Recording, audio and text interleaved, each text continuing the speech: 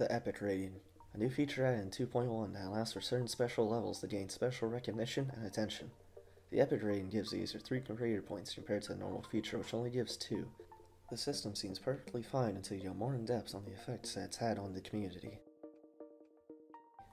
When the Epic system was introduced, it was meant to be used rarely on levels that pushed the boundaries of the game. The levels were very fun to play and had amazing design. Getting Epic back then was truly an accomplishment. But about a week later, people began to realize that these perceived things about the Epic Rating were wrong. Levels that had boring design and trash gameplay started getting epics, while other levels that fit the requirements got featured only. Many people became distraught over it and seemed epic levels were more about being simple levels that didn't lag than creative levels that were fun to play. Currently, the perceived requirements for an epic are as follows. They are easy to sight read, the gameplay is at least decent, and it doesn't lag. Doesn't sound too hard, right? Well, you're right. It's not hard at all. Creators can now easily get epics just by doing the same thing over and over again.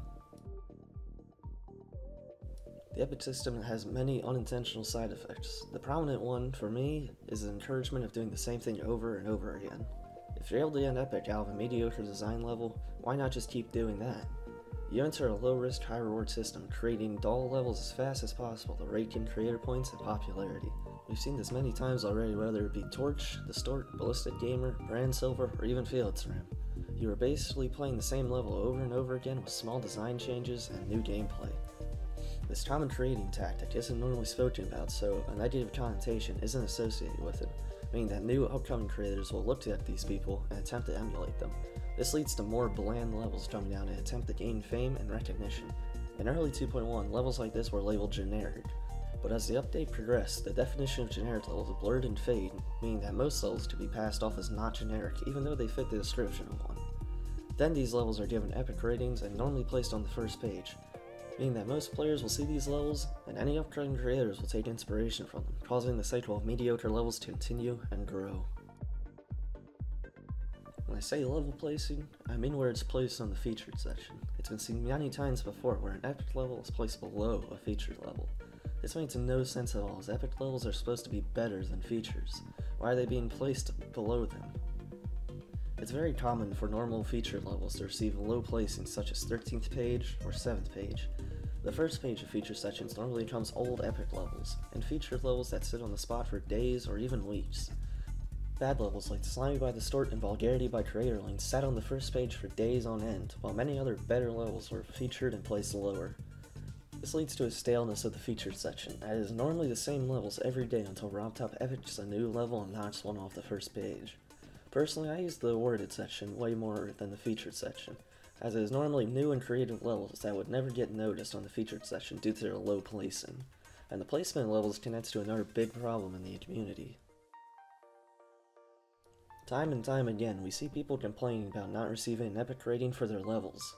While some show mild annoyance, some full-on quit the game due to it. Some popular examples are True Logic, quitting after Eminent, didn't get epic and was placed on 7th page, Flory after he received 7th page feature, and the most popular being Laser Blitz after his art level, Guardians, didn't receive an epic. Now the argument for all these levels deserving epic is the same. RobTop doesn't notice effort. It's well known that RobTop doesn't care about how much effort went into a level. He cares about if they're easy to read and fun to play. If your level has bad gameplay, it probably won't get epic, and feeling that you deserve an epic because you took X number of months into the level is completely foolish. Some people go out of their way to get some levels epic when they don't receive it. The most popular example is OWO by Jzor. After he went on Twitter and complained about it to RobTop about not giving him an epic, in which RobTop shortly after upgraded it to epic.